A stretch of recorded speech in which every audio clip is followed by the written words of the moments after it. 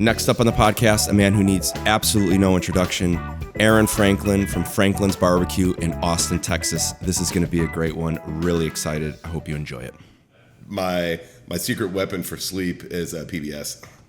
Oh, that's a good best one. $10 a month I spend. Yeah. Well, like put on Nova, and yeah, I mean it's like watching Law and Order at this point. Like, it's always on. David Attenborough or something. Yeah. Like, right. Oh yeah, cool. Another. Aaron Franklin, thanks for sitting down with us on your birthday. Happy birthday. Well, thank you very much. Yeah. The whole style of the podcast and why I wanted to do it is I wanted to sit down with interesting people, friends, colleagues, people that I look up to in the industry, and just kind of like. And why did you call me? Yeah, I don't know.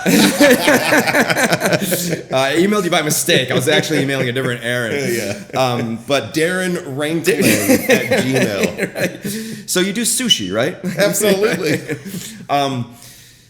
It's kind of like, how did you start out in this business? Why did you do it? Why did you go into your first kitchen and get screamed at and go back? But you have kind of like a different origin story. Yeah, I definitely do. Yeah, so you're kind of self-taught. You never went to school. Yeah, you weren't destined for the restaurant industry. So you opened up Franklin's in 2008? 2009. December of 2009. Had been cooking barbecue for about 7 or 8 years before that. I did grow up in a barbecue restaurant that my parents owned. Well, okay, there you for go. a little bit. Okay. So that was kind of like the nostalgia that kind of got me into it. However, I did not catch the memo of how freaking difficult it is. And now it's even harder because things are so much more expensive and the stakes are so much higher than like, little mom and pop restaurant, from the 80s, or at least the one I grew up in. But yeah, I mean, kind of got into it. But the reason why I didn't ever really work in kitchens, like I always worked front of house, worked in tons of restaurants for sure. Mainly because I enjoy talking to people, which automatically puts you out of the kitchen. Right. But, I played music forever. So I was so busy playing shows at night that I never could really hold down a normal job, especially one that took place at night. Sure. And that's a restaurant kitchen gig, So I didn't really do it that way, but my path ended up being cooking barbecue. But the reason why I didn't want to work at another barbecue place is because I didn't want anyone to influence what I was doing. I wanted to make it up on my own. That's super interesting. So, I mean, for me, I'm a learner. I see somebody do something, I learn it. I worked for great chefs. I wanted to work for better chefs and learn all this stuff. But what is the approach from, I just want to do it my own way? I mean, what was the trial and error like? There wasn't a ton of trial and there wasn't a ton of error. That being said, there was a ton of trial and a ton of error. But I don't really look at it so much that way. Like, like if something doesn't work, well, you just fix it, and you learn. So I look at those things as more as like collecting data. Like I have a pretty sciencey way to look at things. And it's really why I didn't want any outside influence. I was like, okay, well, why does this work? Like I want to really dig deep and figure out like, how does collagen break down? Like why do these smokes taste different than these smokes, and what do they stick to, and how do they dissipate, and how do they hit the tongue, and all that kind of stuff. But no one was really doing that in barbecue, so there was nothing to learn from anyone, I guess, on what I was interested in. Really, probably the most influential book for me was on food and cooking. Harold McGee. I mean, of course. I mean, that's just like freaking science book. Yeah. Best book ever. Yeah. But really, that kind of like set me on a path. But then I just kind of applied that stuff to barbecue, and that was probably really about the only textbook I ever really had. Yeah. At what point? I mean, your brisket's amazing. It's fine. I mean, it's fine. It's really salty. Yeah, it's and really fatty. It's really dry too. At what point you're developing your own style? Like, what separates the way that you do things from like other people? I'm not asking you to trash other people or anything, but you have specific ways of doing it. Well, now I don't think there's a big difference. Yeah. But when we started, there was a huge difference in what we were doing. And really, when we started, like not a lot of brisket was actually tender. Like it was a completely different scene. I mean, this is like 15 to 20 years ago. Why was that? Well, because you didn't have barbecue wasn't known like it is now. Like the scene didn't exist that everybody thinks has probably been here for a long time, and it has. But it really has developed pretty quickly. But back in the day, I mean, you had to drive to like little towns. You had to go to Lockhart. You had to go to Taylor, and there were some great places out there, but they definitely didn't do it like we do it. Like everything wasn't pushed to the edge of complete tenderness. And I don't think there was much attention put into like sourcing and having the right diets and having the right animals and healthy, ethical treatment of animals and all that kind of stuff.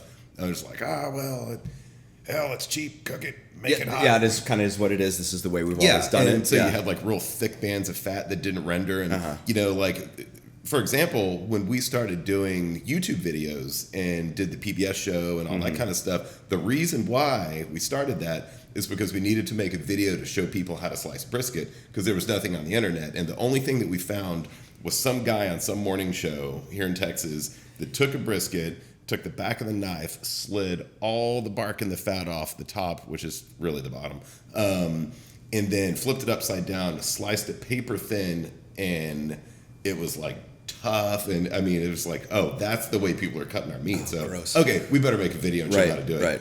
But that was, that would have been maybe 2013, 2012. Was that, doing the PBS thing, was that very groundbreaking for you?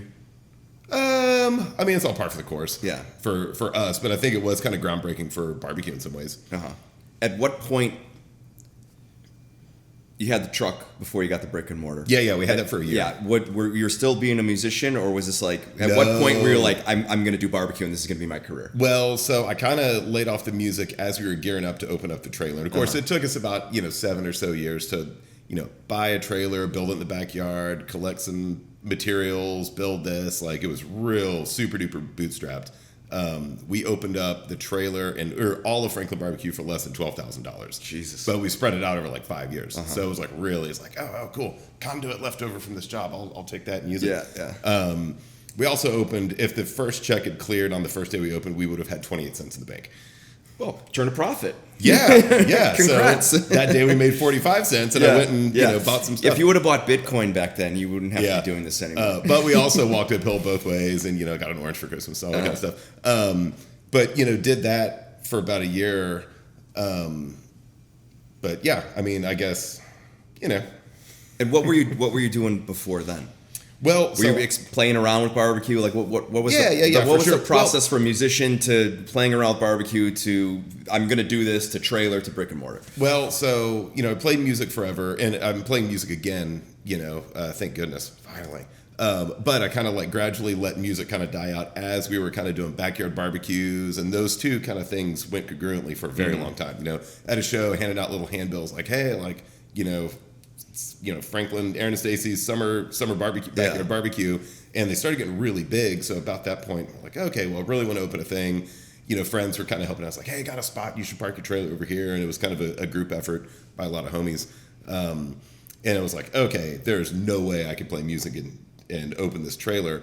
Little did I know how much harder it was actually going to be to operate like your own place. And I was like, oh my God. I mean, that was like the beginning of like, 70 plus hour work days and like hour and a half of sleep a night for years and years, so I didn't play any music, really, really missed it. It's always kind of like, I grew up in a music store. I grew up playing music. It's always kind of been my thing. But we had a fire in 2017 at the restaurant and we were closed for 3 months while I was kind of rebuilding some stuff. And a drummer buddy of mine, we were having dinner. He was like, dude, you've been complaining about not playing music forever. Looks like you got some downtime. Like, yes, let's do it. So I started playing again. And that is, now he's the drummer in the current band. So, I'm back, baby. Yeah, that's it. But it took that long to get the restaurant stable. Yeah. Where I could actually like kind of back out a little bit. Also, we had a kid and that was, a big catalyst for like, realizing that running a restaurant 22 hours a day is not sustainable. Yeah. You talked about the cost of beef. It's just skyrocketing. Holy mother of pearl. It keeps going up. It's insane. Are you looking at other options of things that you can do outside the box, like different cuts of beef, lamb, elk? I mean, it'd be cool if we could, but our pits are maxed out. We cook 120 briskets a day, about 40,000 pounds of brisket a month. And we run out about 2:30, 3 o'clock in the afternoons. Right. Like, we just can't fit anymore. And also, we don't have any place to hold them. Like, we have 8, Vulcan cabinet warmers, and everything just gets sandbagged in there right before service, and then we just rip right through it. Yeah. So it's not really in the cards for us. We don't have an oven. We have a 12-foot wide kitchen that all the butchering happens in 8 hours a day. So it's kind of it's a little tough. One of these days we're going to expand and like add a side. Yeah, one. Just one. Take us through the process of what happens from, okay, I'm going to put these brisket in from, they're delivered to the minute that people are eating them. Yeah. Because I feel like there's not a misconception, but I really don't think people understand about the process that happens. Yeah. I mean, it is definitely a process. And we're kind of like one of those places where, we kind of built it as we needed things and we just a bunch of Band-Aid fixes. And then, we close 10 days a year for heavy duty maintenance, our maintenance extravaganza. So over the years, we get like one big project. Otherwise, we're kind of stuck with what we have. Yeah. So briskets show up, say about 4:30 a.m. We get a delivery every day for 3 days ahead, or really 2 days, two-ish days ahead. We have a 20-foot reefer container, so everything just goes right in there, stacked up, and it's about 25-ish cases a day of brisket. They're substantially large. So those show up. They live there until later the next day because that day's stuff, or the next day's stuff, is getting prepped when that happens. Right. So it's kind of a day and a half ahead about, or it takes about 44 hours from start of prep to cutting board. So meat shows up. It lives there until later on that afternoon. And then it'll start getting pulled out. It'll get its first trim. And that's where we split stuff off for sausage. We pull off certain fats, freeze them for sausage, weigh everything out. We trim them up about the same size. We use pretty large briskets, as big as we can get. But we also don't do growth hormones. So it's like, because that stuff is nasty. And so we spend about 8 hours a day trimming those, getting them all set up. They get put into meat lugs, weighed out. They go to another walk-in cooler down below, like the smokehouse, like where the wood cage is and dry storage and all that stuff. They live there overnight. Next morning, about 6 a.m., they start coming up the elevator, and then we get a secondary trim. We just kind of clean some things up a little bit. Maybe we missed a couple little, pieces or something. And then they get seasoned for about 3 or 4 hours. That it takes to go through them, and then we start to really organize them. We weigh them up, we calculate, because we have to know what our yield's going to be and waste and all that kind of normal stuff. So they get split up into meat lugs, and that's where we start to kind of like the sorting hat, comes on. It's like, all right, well, these are going to go on 6. These are going to go on muchacho. These are kind of small. We'll group these. These are all left sides. Kind of grading. Well, these are kind of thin. We'll put these by the door. Yeah. So we start to kind of map out where the day's cook is going to go. They go on at 11 o'clock. And the reason why that happens is because we open at 11. So by the time lids are down, fires are stable, we reset the smokehouse, do a pretty good cleanup, because ribs have been cooking all night and all this stuff, and then we start doing pit tours, after we open. So that's kind of our downtime is like, lids are shut, people are starting to come in and out. We don't really have to get busy till probably about 4 o'clock-ish. We start kind of getting ready for getting ready to wrap some stuff, spritzing some things, changing the fires, making some assessments, and by 4 o'clock, service is done. Service Restaurant's empty, done. places We're closed. cleaning up the dining room and stuff. And then, so those kind of hang out. We usually wrap them about 8, 9 o'clock, 10 o'clock at night. We'll kind of speed up some cookers, slow down some cookers, start to time out when we're going to wrap each set. And then wrap them, finish cooking them. They start coming off about probably midnight-ish, maybe between like midnight and 2. And the reason that is because it works great because 11 o'clock on pit tours, they come off, but they all have to come off to make room for ribs. Ribs go on at 3 or 4 a.m. So there's someone overseeing this 24 hours. Yeah. Just multiple people overlapping. Yeah. 24 hours a day, 6.5 days a week. Wow. And Sundays, that half day is a deep clean. That's when we pull everything out and we pull out the grates. We hang them up in this big mop sink. We hose them off. We climb in there. We scrape all the schmutz out. Is that probably the most important day? If you didn't clean properly, would you be at risk of having a fire or something? No. You really, we wouldn't. Some people would. But ours are designed where the fire's really separate and there's a little wall that goes up so you can't get grease to go back in. Okay. And the way, they're perfectly safe. Yeah. Perfectly safe. But if we miss 1 week, You know, I was like, they're getting pretty yeah. splitsy, but we spot clean every day. Right so on. anyway, so then briskets come off, they rest probably by the time they come down in temp, maybe around 5, 6, 7 a.m., something like that. They're going into warmers, they're stabilized. And then a little bit later, we pull them out. So when we wrap them, we put the flats on the left side. But if we rewrap them and just kind of have to make assessments because we need to know what numbers we're going out to the line with. Like we can't just blindly get into lunch. Be like, hey, we're out. Sorry, you waited 3 hours. Yeah, like, we have to know exactly what everything's looking like. I mean, it seems like you got it down to a science. Huh? We really do. Yeah. I mean, it seems pretty organized. Such a tight machine. But anyway, so we go through them in the morning as we're kind of setting up the dining room. Ribs are starting to come off. You know, all the other stuff's going on, and make assessments, make numbers, weigh them up, figure out what the loss is, figure out what our yield, we think our yield is going to be.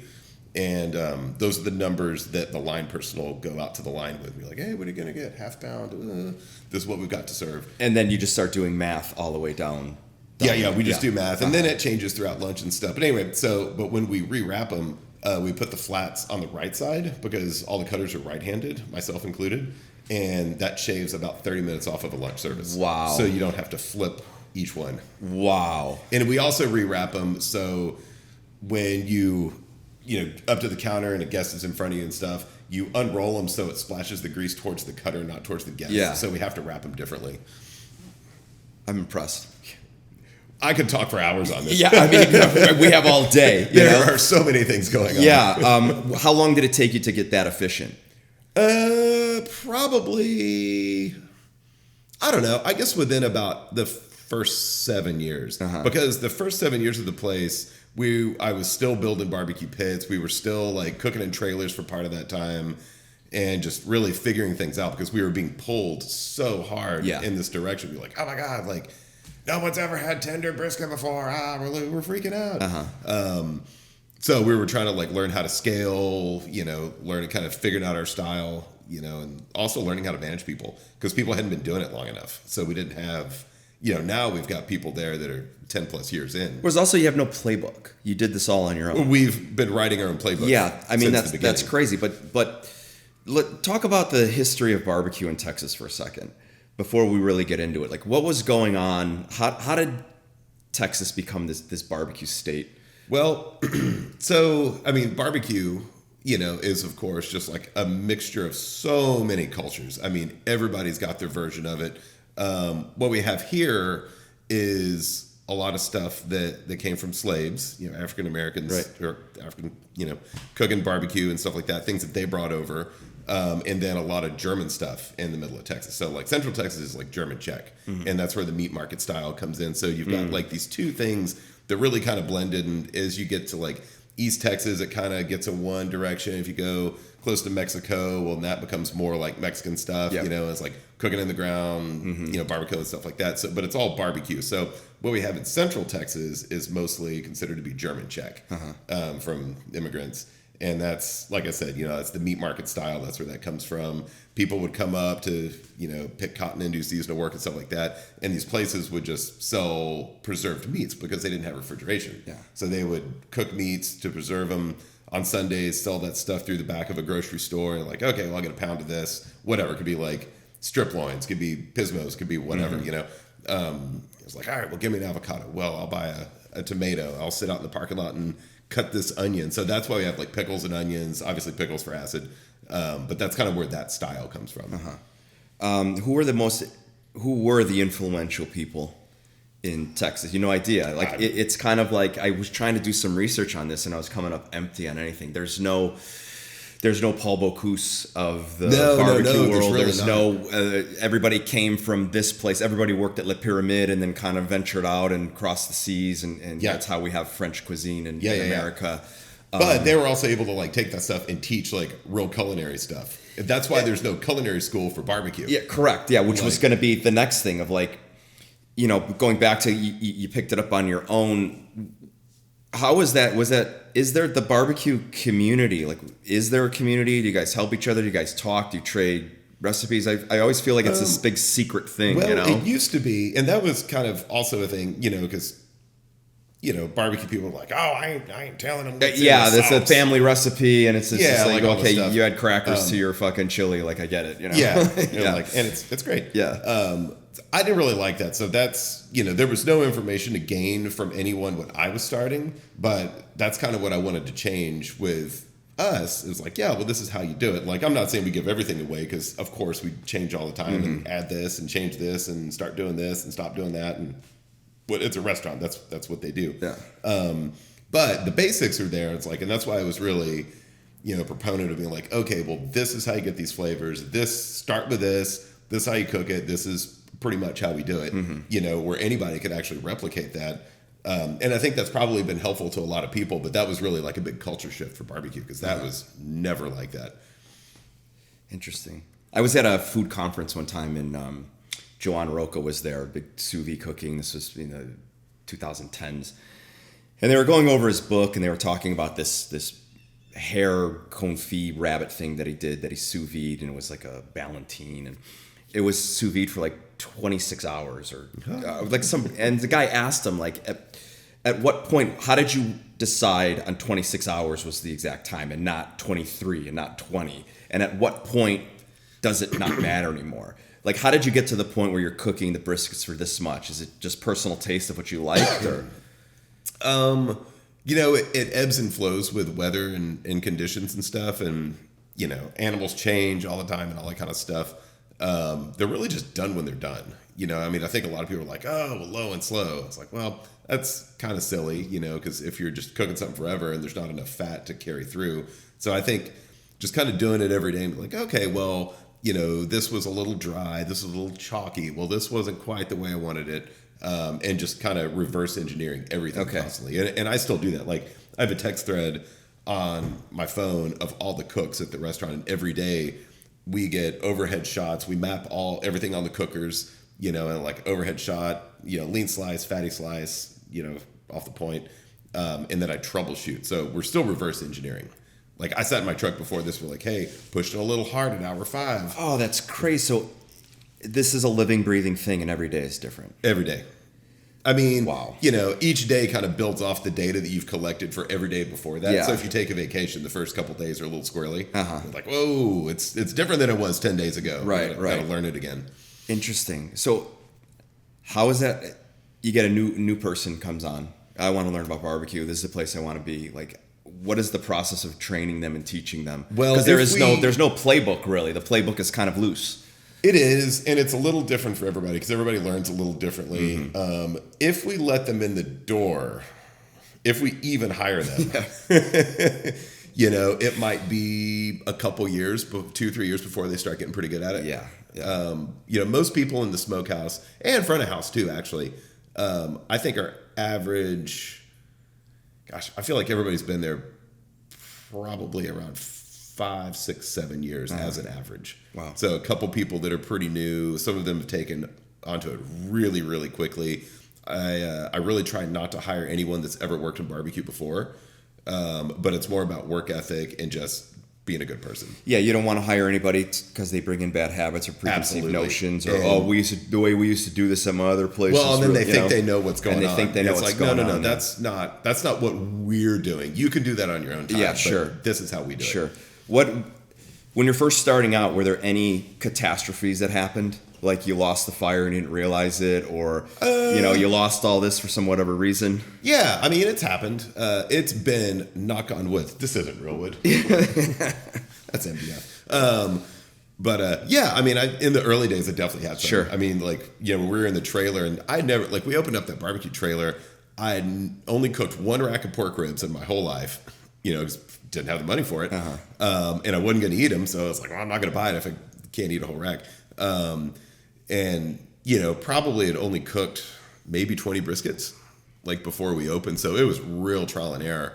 That being said, I only did 2 briskets a day. And the second one was if the first one was pretty bad. This is insurance. Totally a safety net. But really figured it out on the spot. Figured out how I wanted to cook ribs. It took about 6 months to figure that out. But in that process, the first time you get really green wood, It's like, oh, well, because if you cook in the backyard, like conditions are perfect every time. You know, weather's good. You've got just the right wood. You've had time to fiddle with it. But, you know, if you've got green wood, it's the first winter, it's snowing, you're standing in a parking lot, you know, futzing around with a fire and stuff like that. But that was my first mistake. And it was the first time that I'd ever talked myself into leaving while I had a live fire. Because, like, I have got to get some sleep. I got to trust myself. You know, it's like really kind of pushing my own boundaries, you know, because otherwise I just sit there and stare at it and just tinker and just make sure it was as perfect as I could get it. And it's like, man, I cannot live like this. You know, and this is probably like a month in or something like that. I was like, all right, I'm just going to chuck off the door. And I learned a lot. Now we would never do that. But, you know, kind of pinched the door a little bit. It's like, okay. And hung out for about 45 minutes, just watched it, making sure it was okay. I was like, okay, it's okay. I got to go. And I went home and I slept for like 2 hours. And then I came back to cook ribs and opened up the, you know, lids on the smoker, and everything was just black and charred. It was so awful. And I was like, oh my God. So what happened? Well, the wood was green. Eventually it caught. Who knows how hot that cooker got? I mean, it must have gotten 400 or 500 degrees, and just burned everything to a crisp. And it was only like 5 briskets or 6 briskets or something like that at that point. We were getting pretty busy. But my thing was like, oh man, if I could start to buy 1 case of meat at a time, wow, we've made it. Jesus Christ, the standards man. were very low. I mean, just from where we're at now and looking back, like what a journey, huh? Oh, totally. Yeah. And I've forgotten half of it. It's funny. Me and my brother Matthew, we opened a restaurant called Iggy's, a pasta restaurant in Nashville. Yeah. I was in Nashville last week. I didn't get to make it by. Oh man, next time for sure. But like the first week we were open, we did like 97 covers, and it was like he's like, "This is the most we could ever do. We can't do any more. We'll never this. learn to get. We'll never get better at this." Oh my God, it was so insane. And now we do like 160, and we're bored. Yeah. And I just poke them. Remember when you said, like, "Yeah, I get it." Yeah. Is brisket? We've gotten better at it. Yeah, we got a little bit. Yeah. Is brisket the hardest thing to cook? No, I don't think so. What's the hardest thing in your I think mind? pork ribs are the hardest. Yeah. They're so finicky, and it's a short cook, less than 12 hours. Yeah. But yeah, I think pork ribs are the trickier one to cook because texturally, like pork's pretty lame. It doesn't have that much fat. We cook full spares, and we get big ones and then trim them small so we have big, the plates are pretty thick. Yeah. Yeah, I mean, they can turn on a dime. I mean, if you got like too much airflow, you only can accept smoke, good smoke for like the first hour and a half. So like putting in like a base layer on that. And then if you kind of like wrap a little too late, wrap a little too early, like steam out the smoke that you tried to get, or like the solubility is weird on the fat or something like that. Like they can just get not great real quick. That being said, a not great rib for me is like still probably pretty freaking good rib. It's probably, I always equate great barbecue to like top sushi chefs in like Japan. Yeah, like when you get to like a lot of when you get to like, oh, these are the 3 best sushi chefs in the world, there's no way that you can taste the difference. But you could taste the difference between really, really great sushi and like the best. And the best. There's and like huge or like mid-level, you're like, yeah, this isn't that good. Yeah. I feel that barbecue's the same way. When you get to that level, it's just fucking good. Especially like the layperson doesn't really know the intricate. And you might restaurant people were always like, oh, it could just be a little bit better and like a little more garnish or but what's your point of diminishing return on that? It's the diminishing return. It's like, right. You could spend like 80% of your energy into increasing the quality 1%. Yeah. It's just not worth it. That nobody's going to No one's going to know. No one's going to know. Well, that's the zone that we say. And it's like, okay, how can we keep this consistently freaking good? But it's not the best we can make, but it's exactly the same every single day. Yeah. Like there's almost no fluctuation. And no one's going to know. No one's going to know. Yeah. Like you're like, man, y'all are the most consistent place ever. I'm like, yeah. Sure is. Well, that was a pretty bad day today. Well, and sometimes I'll look at somebody who's like, but it's like still really good. Yeah. Let's shift to sauces for a little bit. What is your take on sauces? How should people eat barbecue with sauces? Well, so the joke used to be in Texas, and this is real Texas-y of us, I guess. It's like, well, if you have to put sauce on it, it must be pretty bad. It's pretty bad, yeah, right. That being said, we make sauces at the restaurant. Yeah, they're really good, actually. And they're good. Yeah. You know, and sauces could be as simple as just like rearranging some condiments, you know, give it some acid, give it some sweet, and let it, you know, kind of complement whatever you're putting it on. But I like sauce, and I actually make a lot of sauces, and I would never, you know, slice a bunch of brisket and just dump a bunch of sauce on. Like, you hadn't tried it yet, but I think it's great to make a little sandwich, dip here, try this, like, because you want to pull out different notes of different things, but it's kind of, you know, it's like eating a plate of barbecue is kind of like sipping on a good whiskey. As the ice melts, it opens up and it changes. You get all these different flavors. Like, that's what you get to do with sauce on a barbecue tray. It's like, oh, I'll dip that. Oh, well, this pork. Ooh, this vinegar sauce. Oh, man, well, this sweet sauce, the spicy one's great. Right. You know, and they've all got different personalities. You know, like the espresso one's like super umami.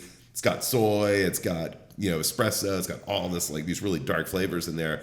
And it kind of goes really, really awesome with brisket when the fat has kind of like sweetened up and like rendered just right. And with the pepper and stuff. And then you take the spice one, it's like, oh, well, this tastes like, you know, San Antonio like enchiladas, like, and it's not too spicy. This is cool. And then, so all the sauces really have like different characteristics. What advice would you give people that want to like try to do brisket at home that's super daunting? Like, what kind of equipment do you need? Well, I think so. The bottom end of the scale is like a pellet cooker, you know. And I used to really be like, oh god, these things are terrible. I will say, technology's come such a long way. They don't taste nearly as crappy as they used to. Really? Like when they first came out, you could smell a pellet cooker from a mile away. Like, oh, gross. You know, like weird alder pellets or something like that. Yeah. And they tasted really bad. But technology's gotten better, and I think, you know, the lowest is just to get something, cook it. It won't be the best, but it's perfectly edible, and you got to go to sleep. And that's cool. Yeah, right. And you got to go to sleep. And you didn't have to like stay up all night, and you didn't have this huge learning curve on how to work a fire. And there's a whole bunch of stuff in between, you know, above that too. But then once you get to like ultimate perfection, like, you know, you're really focused, you're getting good at it, you have the wood figured out, you know exactly what to do with it, how dense it needs to be, how big the pieces need to be, how you adjust airflow, how you get this solubility to attach to the proteins, you get the sweetness, and then you do this, and like, you know, you want to be able to push airflow. That's a straight up well-designed offset cooker. I mean, and that is the ultimate cooking apparatus. Yeah, there's so much that goes into it, you know? Yeah, but you know, people will get frustrated with that if they haven't actually worked up to it, or maybe like are huge nerds. It can be really frustrating because they're not easy. Yeah. What I was there one time. You were kind of working the counter, kind of floating around. We waited in line, and we got there, and we're like, "Oh, we should get this." And you're like, "We're just kind of like, well, what else we should get?" And you're like, "Hey, you should really get the turkey."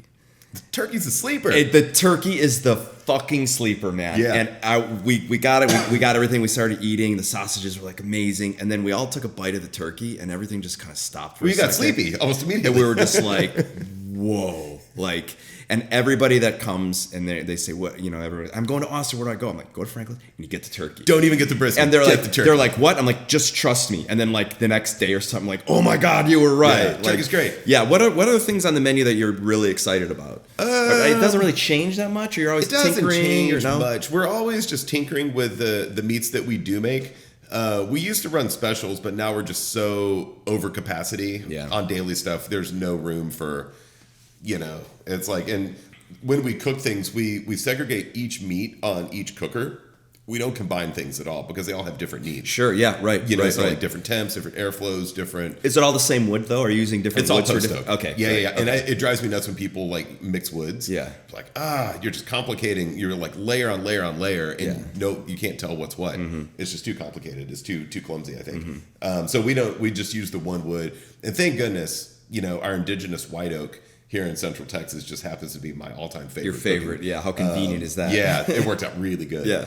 Could have been a much different story. But, yeah, I think other sleepers, I mean, of course, you know, when a rack of plate ribs come off the smoker, there's a little corner that I like to tear off. Yeah. And it's kind of like when you, like, slide out the meat from a pork belly. Yeah, right. Totally the same thing. Just, like, kind of break off the corner. You can just slide the whole thing out, and it's got little pieces of fat hanging onto it. Oh, my God, that's so good. Yeah. But you can't order that. I think that's a fringe benefit of me not being able to get fired. Yeah, right. Who's going to hold you accountable? Yeah. I've been trying to get fired for years. You eat barbecue all the time. I'm sure you don't go out, but when you do go out and you do travel, like, what do you gravitate towards? Not barbecue. Good food, like just quality stuff, of course. I always kind of my go-to in like a real city is like, okay, what's the oldest place? Like I'm always looking for a seafood tower and a martini. Oh, seafood tower is my jam. And like if I can get some oysters, sip on a martini, sit up at a bar, get a steak, whatever the local version of a Balthazar kind of place is, is what I'm looking for. Yeah, so that's the first thing. Mm-hmm. Second place is, what's the best place? Like, is it a sushi place? Love sushi. That's probably my favorite cuisine. But really just the highest quality. Like what's the, and I don't like get crazy on like, tweezer food and just like fancy stuff. Like I just want good food. Good food. Yeah. It could delicious food. It could be a dive burger joint. It could be like some crazy Michelin place. Like it just kind of depends on where I'm at. But the classics. I love a good classic restaurant. When you travel overseas, where do you like to go? Where have you been that kind of like changed the way you thought, or you brought some interesting ideas back and you kind of implemented them at the restaurant? Just French stuff, really. Yeah. I mean, I've not been to Japan. I'm holding off on that until I can give it quite a few months. You're gonna. I think it would kind of ruin me. You have to go for a minimum of 3 weeks. Oh, I'm thinking it's got to be a minimum of 3 weeks. Yeah. That's pretty hard to pull off, but eventually I'll make it over there. But yeah, everything that I love about like craft and art stuff, like all goes back to Japan. Always. And like the way I look at things, I'm like, oh man, if I go there now, it's going to ruin me for the rest of my career. Yeah, it will. Like I'll never be able to look at anything. I agree. Like, this isn't good enough. The best pizza I ever had was in Japan. The best burger I ever had was in Japan. They're just so good at everything. They're fanatics, man. I don't know how they do it. I wish I had that drive in me to just like take one thing and just like keep working at it my entire life. Yeah. And then when I'm like 70, be like, I've perfected the grilled cheese sandwich. I mean, it's really cool to nerd out on stuff like that. I mean, I do it with a lot of things, but I also pump the brakes on a lot of things because it's a topic just too vast. Mm-hmm. Like that's the way I feel about like, all kinds of stuff like jazz, wine, like whiskey making, like sushi, like any of these things, like some of that stuff, it's just too large of a topic and you can't cram for the test. Like you can't just like scratch the surface, like, oh, I traveled to this place for R&D trip and we're going to open up a blank restaurant. Yeah. I know everything there is to know. It's like, it doesn't work like that. Like it takes time to absorb knowledge and it takes time to like absorb knowledge and then execute it and then reverse engineer it back and then just keep bouncing back and forth until you nail it. Yeah. So I love like a singular topic and I think it's amazing. But man, I get really bored with that stuff. Like that's, like I wouldn't be able to only do barbecue forever. Like it would drive me nuts. Yeah, I agree. I think it's kind of like, especially with Japan, it's the reason it's one of my favorite cuisines is because I don't know how to do it. Yeah. I don't either. And I'm just so fascinated by it. I didn't spend 20 years of my life just learning how to wash rice and cook rice. Yeah. That seems like really fucking intense, man. It does. And it's truly special. And it's special. And I appreciate going to those places that I know that someone has dedicated their entire life. I'm more like rinse their eyes, throw it in. Yeah, I'm like, it's grainy, it's sticky. I don't know. Well, I'll just add cheese to it. It's good enough. Yeah. It'll work. Right. With your employees, like you got a great crew. They've probably been with you for extremely long time. Not a lot of turnover. Not a ton of it. How do you keep them engaged? How do you keep them involved? I will say it's 100% the best restaurant I've ever worked in, and because of the people. Mm-hmm. Like everyone is so kind, and they care about each other so much. I mean, it like truly is like that when you think of like an OG restaurant family, and people that like actually celebrate holidays together and go on vacations together. It's that place. That's great. It's crazy, and it's not just like crazy like hot and fast. You're like, oh, hey, we're best friends, and then drama. Like we don't have any drama at our restaurant hardly. We have over the years, and it's like, okay, bye. But everybody just kind of keeps everybody in check. They really care about each other. We've got about 40, low 40s, between 40 and 45 people at the restaurant. And almost 10 of them have been there for over 10 years. Jesus, man. And, like people are raising families, people work up front, they work the line, they work Reggie, they scoop sides, they cut meat, they stock t-shirts, they do all the normal things there, and they're supporting families. Like a lot of those people have and they get like 401k, they get full benefits, they get a lot of paid vacation, they get paid extremely well. Like, that is really special for a little 37-seat restaurant to be able to pull that off. That's pretty amazing. Yeah, it's huge. And, they're just so darn nice. And we all just get along so well. It's a easy place to not so much be nice. I mean, obviously, leadership comes from the top. You're an extremely nice person. My wife is. Or your wife's a nice person.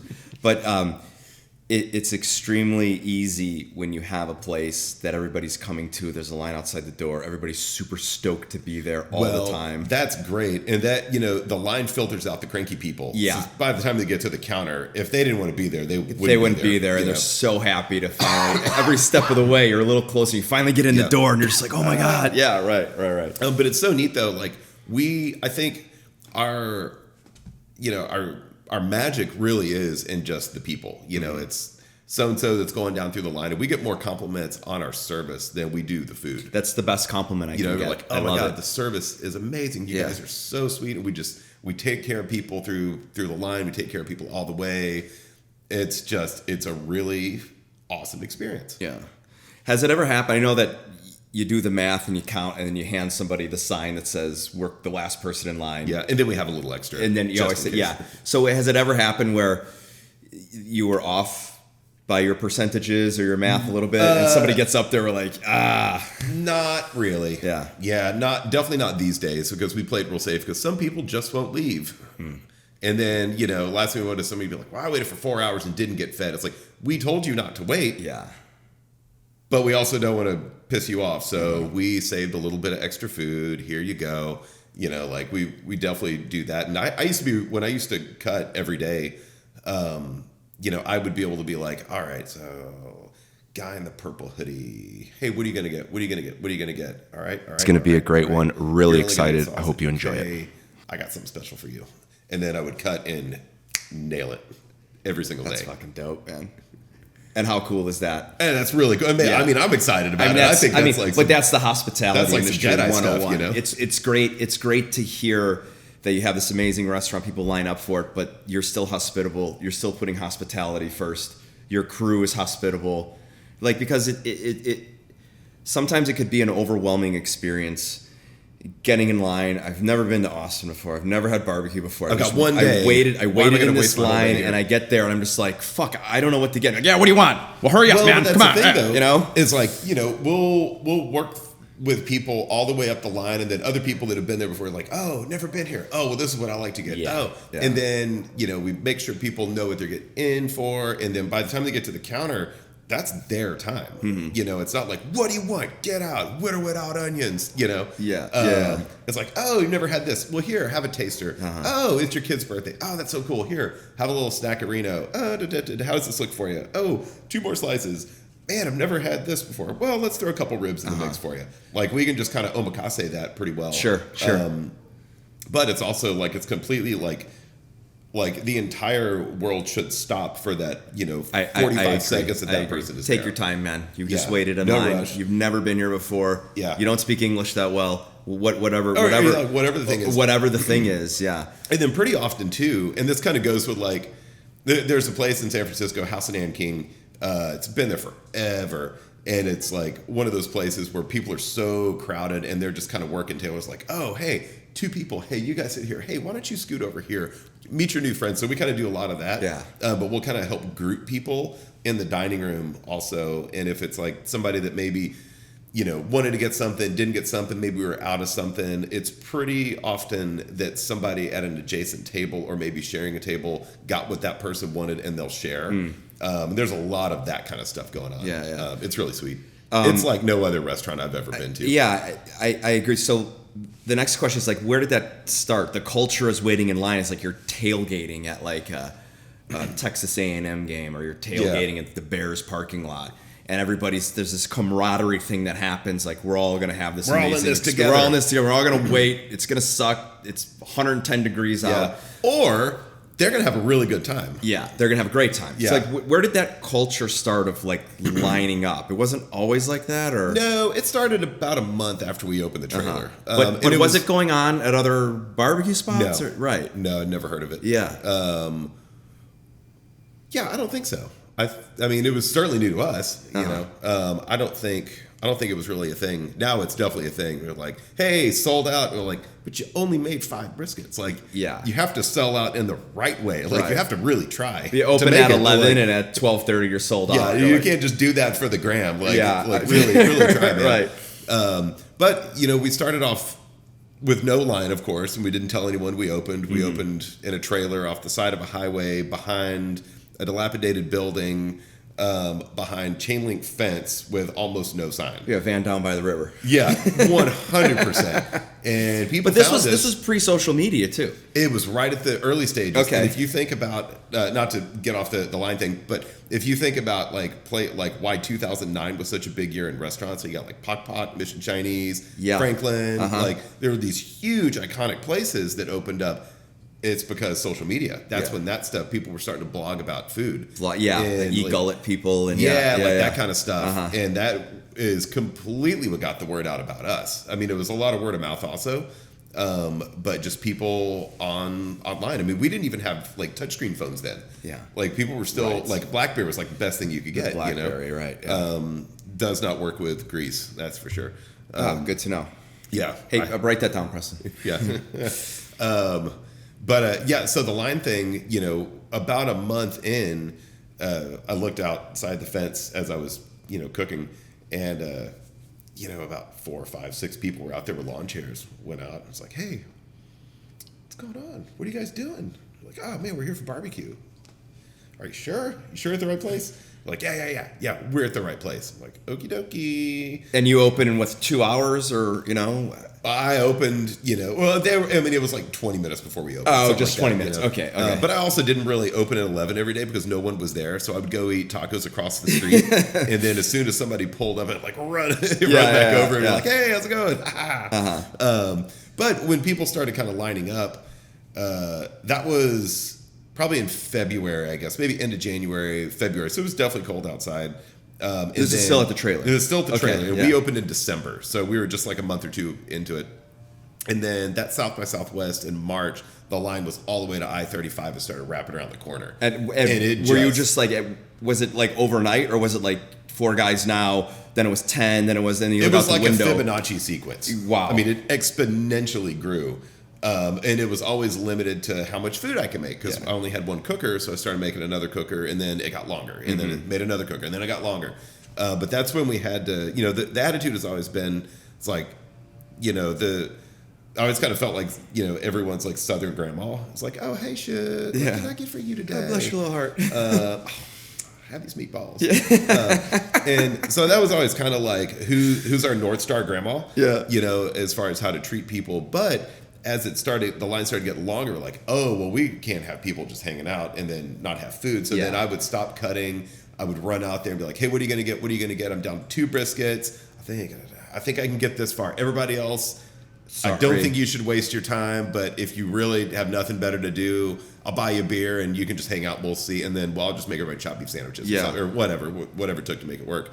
But that's when Stacy was hanging out most every day then, because she kept her job to pay the bills while I opened up this silly little trailer.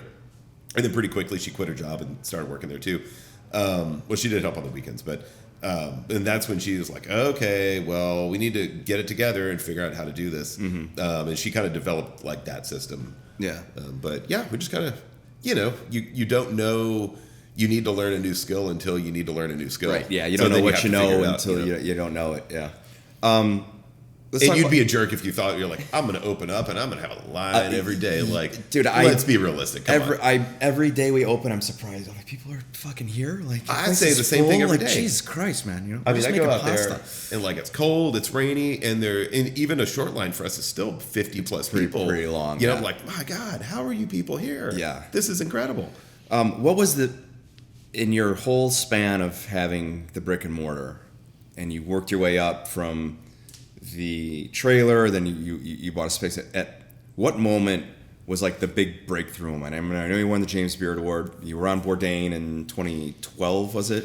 Were those big like milestones? Those huge milestones? They were big milestones. But you were already busy by then. We were super busy. Yeah. And, we kind of kept thinking, it's like, well, we can't get any busier. Like, when's this going to stop? And it still hasn't. Yeah. Which is insane. But, like, Beard Award was really cool. It's probably, like, one of the highest points for me, like, to recognize barbecue on that level was like, hey, you guys are a huge player now. Yeah, I mean, of course, and I've never just been, like, a barbecue guy, or I never thought of myself as just a barbecue guy. Like, I just... really more culinary stuff in general, and more just kind of a restaurant guy anyway, But that was huge. Bourdain was big. We were already pretty busy. There was a thing, man, Bon Appetit magazine, I think it was June of 2012, maybe. It was right around when, we had just moved into the building. Actually, might have been 11. I don't know. But they did this full spread, and I didn't really know what it was about. And talking to Andrew Knowlton and stuff, and he had come through, the restaurant. I'm cutting lunch, like, hey, how's it going? Blah blah blah. And one day I got this call, and a photographer flew down from Canada or something like that. It's like, oh, I'm gonna hang out for a couple days and shoot some pictures. Like, seems pretty big. Okay. Didn't know anything about it. I was like, it's a hit piece. I was like, what do you? It's like a little thing, because we'd been in some magazines and stuff. Like, I figured it was just like a little, box on the side of a page or something like that. Yeah. Turns out it was like a 6-page spread on the greatest barbecue known to man, or something like that. So that was really big, and it was like, oh my god, I need to start building 2 more barbecue pits. So that we always had those fires under our asses a little bit. Like, oh man, we gotta do more. But we also at the same time spent so much energy just holding it back, because we didn't want to lose our authenticity, and we didn't want to we didn't want the quality to go down. We also didn't have the bandwidth or the people. I was cooking everything, getting there cooking ribs. Somebody else was cooking brisket at night. I was cutting every lunch. I slept an hour and a half a night for 7 years. It was exhausting. Man. And I don't remember much of it, I think because of sleep deprivation. But that was getting pulled in these directions. And then Texas Monthly does this top 50 list. We were the best barbecue place for one of them, I think. And that was big. And all these little things kept coming out. And, it's oh, pull it back, keep it tight. Right. Which leads me to the next question of I think the respect that I have for you would have been, it would have been very easy for you to be on Bourdain, James Beard, recognition, a 6-page spread in Bon Appetit magazine. And I'm sure people were coming in, throwing you money. Let's move this here. Let's open another one. Let's open. You could, at this point, you could open up Franklin's Barbecue in an old Lowe's lumber yard, and it could be a 900,000 seat restaurant. Yeah. And you could have a staff of fucking 100 people. But it would suck. And you don't ever want to be that band that was better before they got on a major label. Correct. That's always been kind of my thing. It's I don't ever want to sell out. And we've evolved, and of course we're 15 years into this, and now it's okay, now I feel good about doing sauces here. Now I feel good about making charcoal. Right. Now I feel good about these other. But that's fun the things. evolution of trusting your staff, and now it frees you up to do a little bit more. But it wasn't premature. But it wasn't premature. It was earned. But it also was. Sometimes for me, it's the best things that I make and the best decisions I make is when I have the most restraint. Mm-hmm. Hey, yes, I could put more on this dish, but let's pull Holding it back. is pull most it back, of the talent. And then it's just the purity of what I'm trying to accomplish. With you, it's at any moment you could have just added more. You could have expanded. Yeah. You could have, but you didn't. Was that ever tempting to you? I'm sure people were coming in and throwing you comical bags of money saying we should do this. Absolutely. Let's take this here. Let's franchise this. Where were those conversations? We still have people approach us about all the things. time. All the time, I bet. Don't y'all get it yet? Yeah. But one day we might say yes. I don't know. Have to retire eventually. At least I sure would like to. Yeah, I mean, it was kind of crazy. I mean, people were I got a spot in Tokyo. I got a spot in, all over the place, and doing just some super crazy stuff. They're hey, what would it cost to buy you guys out? Yeah. You can't. Right. This came from the heart. This is our soul. Yeah. You can't buy soul. So it was a really easy decision, forever to be no, thanks. And also for emails, no response is response. Is response, yeah. Mm-hmm. Although my wife really prefers to respond. I'm just I get too many emails. Yeah. But yeah, I mean, I think, it would have just been, we would have been complete sellouts. Right. If we had just like taken the money and run. Mm-hmm. Like, ha ha ha. And that's not what this has ever been about. Yeah. And it would crush my soul to see it go down like that. Did you ever look back and be like, I want to do something else. I should have learned French cuisine. I should have worked in a restaurant. I wanted to work the line. Or was it always just like, this is what I'm doing and that's it? There are a lot of things that I wish I had learned. Like, I've never really like been a line cook. I like skipped over so many fundamental things. Right. And it drives me nuts. Does it really? Yeah, because now I was like, man, it'd be fun to go just wash some dishes for an hour. Yeah. Just about an hour is all I can handle. Just about it. 40 minutes, you're going to be like, shit. You're like, oh my God, my back really hurts. But yeah, I wish I could go back and like pick up some of that stuff. But, being like mentioning like a large topic like jazz, like you can't just learn it. Like it takes years. But, I've been doing this. I've been cooking barbecue for 25-ish years now, 23, 24, 25 years, something like that. Worked in restaurants, since I was a kid, doing various things. Like and then Stacy has also worked in restaurants for like 25-ish years at this point. So the point is I've been able to absorb so many things that maybe I just kind of skipped over, but I've kind of like learned them anyway, just through absorption. Yeah. And and also running Hot Luck, like a food festival, like that's great. And then traveling around, cooking in other kitchens, and just be like, yeah. So I feel like I've kind of like made up for it, in a lot of ways. But yeah, there's definitely some stuff I wish I'd had the chance to just like get out of, like check the boxes a long time ago. Yeah. What do you do in your spare time? What spare time? Yeah. What would you want to do on your spare time? My spare time is almost always consumed by working on projects for the restaurants. Yeah. Because I still build things in the shop. Not like welding stuff. But how did you've definitely welded. Like, did you just pick that up on your own also? Or I didn't have enough money to buy a barbecue pit. And nobody made one of the scale that we needed. Yeah, they're like, pretty specific. Yeah. There wasn't a market for that kind of stuff then. So, like, I was like, well, old timers make them out of propane tanks. I guess I'll find a tank somewhere. Sure. And then just kind of figured it out. But is that what you did? Yeah. Yeah. Uh-huh. But then also designed it like, because a lot of those things, a lot of barbecue pits and stuff are kind of designed by welders, not cooks. Right. So to have both skill sets is really a lot better because you can make it work. You can make it stay together. You can make the firebox stay on. You can make the smokestack straight. But if you don't know how it cooks or how to modify it to make it cook the way you want it to cook, it's just going to be a hot box with a fire. Yeah. And then I'm sure it was just like a trial and error. You got the first one. You're like, if the smoke went out this way, it would be a little bit better. Yeah, totally. That way, like and then you just keep building. To date, the first one that I built is still my favorite. No kidding. Yeah. It's in LA. I need to get it back. But that's still like when I fire it up for like pop-ups out there, I'm like, I remember. Yeah. And it's like riding a bike. But out of the 1,000-gallon ones, that was a 500 size.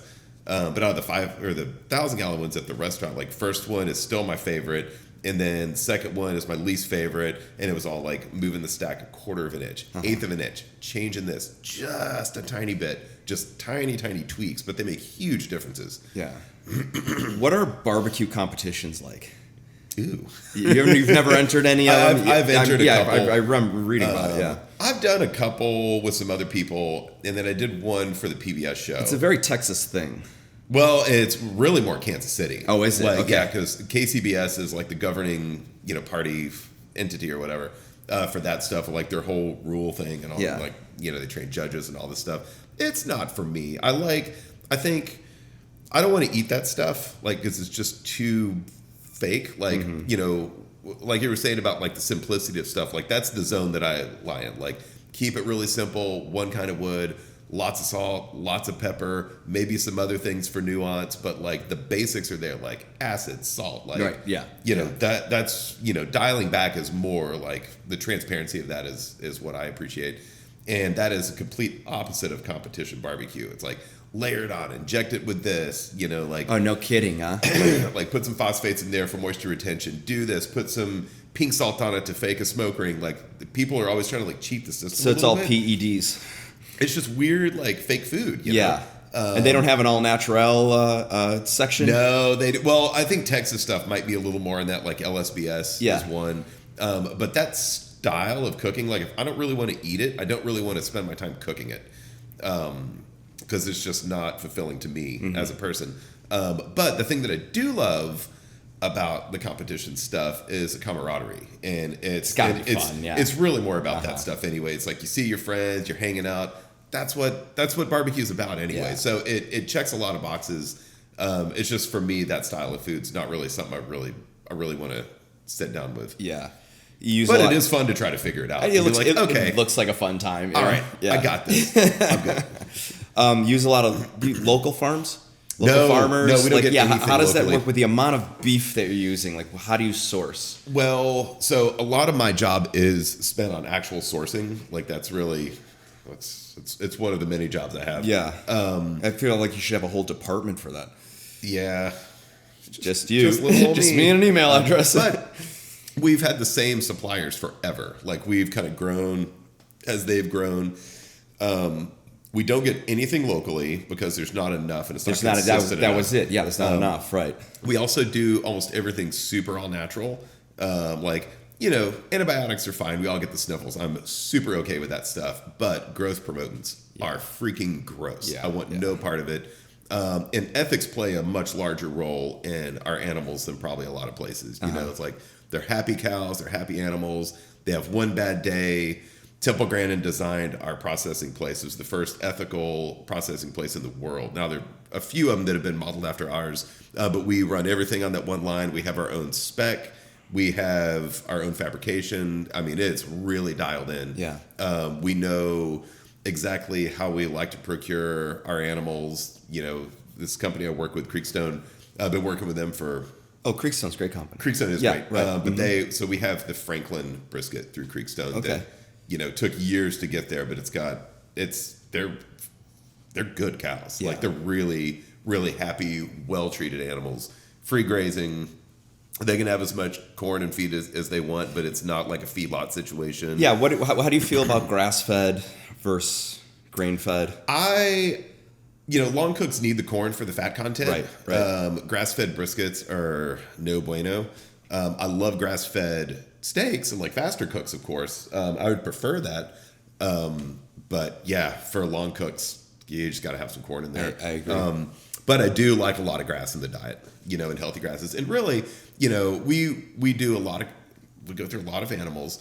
And one of those things is like our carbon footprint, like that's a huge thing. Big, yeah. And that's also why we don't do, like big commodity stuff. Like all these things factor in. Like it just comes down to ethics pretty much, but with, ethics, you get a much better product anyway. But if you think about like the carbon footprint of like a gross like feedlot, and those places are awful. Those animals are treated so poorly, and I don't want to put that in my body. I don't want to cook that for somebody else. Right. That's just not good. But it's also bad for the earth, because you're just destroying this earth. So we pull from about 50 to 60 family ranches all through the Midwest, where the good grass grows. And the thing is like if you're doing it right, it's actually good for the earth. Right. It's like it all just kind of works in. There's not a crazy amount of methane. Maybe there is. But, it's not, it doesn't have as negative of an impact. Yeah. So that's kind of where I try to lie on all that stuff. I had the pleasure of, I was driving to Las Vegas in 2019, and I drove from Nashville to Austin, and then I had the pleasure of driving from Austin to New Mexico, Albuquerque. Yeah. And I went through, it was like a simulation of feedlot. It was just as far as the eye can see, and I ran out of gas. Yeah, so you went towards Amarillo and then probably got on 40, I guess. Across, I think so, yeah. Yeah. I think America needs to see that. Our food system is not good. It's fucked. Yeah. And it's like you got out of the car, get gas, and gas was like 50 cents a gallon down there. I was like, what the hell? And it's just like, first of all, the smell of like animal manure, road. Every car I passed was some sort of semi-truck going from one way or another with like cattle or empty, just transportation. And then as far as the eye could see, just feedlots, just surrounded. It's pretty crazy. And that's a lot of our country. That's a lot. And no ding, I never want to have the thing that's like, oh, well, you should eat this, and like name some like unobtainably expensive piece of meat. Because like if we're lucky to be able to serve that stuff, but like if you can't get it, like you should eat what you can get. Yeah, there's got to be a better way. But there is such a better way, and it's a way that's not driven by money. Yeah, and greed. Right. There's got to be a tipping point somewhere. We can't keep going down this road, right? Can we? I don't know. Maybe. I don't know. Oh golly. Yeah. I first noticed the barbecue, sensation trend. I'd say maybe 2012, 13, 14, where Fat Sow in Brooklyn, Adam Perry Lang, Lily Q's in Chicago, and barbecue just was in the conversation. Yeah. You were already established by then. Like how did that affect what you were doing? Was it great to see other people like doing these techniques and latching on and doing different parts of the country? Like what does that look like to you? I have always been really good at not paying much attention to what's going on outside of our orbit. Because I also, in the way that I wanted to figure it out myself and didn't want any outside influence. Sure. I also don't want other places to come full circle and influence what we're doing. Yeah. That being said, we do what we do. We do it really, really well, but we're not, I don't ever want to be chasing something else, that, like if we change something or do something better, add something, like I want it to be because we really want to, not because we're reacting to something else, Sure. So it was really exciting to see a lot of friends, get really good at stuff and get some notoriety. I think it's great for barbecue. I think it's awesome for, this like really, really basic way that we do things to actually evolve and grow. And then now it's starting to come back around. It's evolving into a completely different cuisine that really does, I think, come full circle. I mean, like, every culture has meat and fire. Right. And to have all those things come into like barbecue, and then it gets so niche, and then it kind of comes all the way back around where it's back to everybody's food. Mm-hmm. It's always kind of been everybody's food, but like it's not. It's changed so much. Yeah, I love that's it. Cool. What's next? What's the next 5 years look like? Oh God. Oh, it hurts. That's for sure. Our other restaurant, Uptown Sports Club, over on 6th here in Austin. Keep doing that. Keep doing Franklin. Hot Luck Festival happens every May here That's in Austin. Fun time. I like that. That's a super good one. Yeah. Really just working on those things. We got barbecue sauces we've been working on for quite a while. They're moving along very well. Maybe keep maintaining, stop creating as many giant workloads. Good luck. And then really just I would like to get everything really, really stable and spend some time with my family. Yeah. And I don't know, maybe enjoy myself a little bit. I think you do. I mean, I have a great job and I totally enjoy myself, Yeah. but I also work a lot. I just from talking to you for this last hour, I could see that. Much appreciate everything you do. I think we're going to call it there, man. Yeah, heck yeah. People want to find you. They want to come wait in line. What do we do? Where do we go? Franklin Barbecue is located at 900 East 11th here in Austin, Texas. And you can usually find me anywhere. Sounds great. Thanks so much, man. Happy birthday Heck again. yeah. Thanks Well, for thank you very sitting down much. with us. Yeah. Great talking This to you. was great. Right on.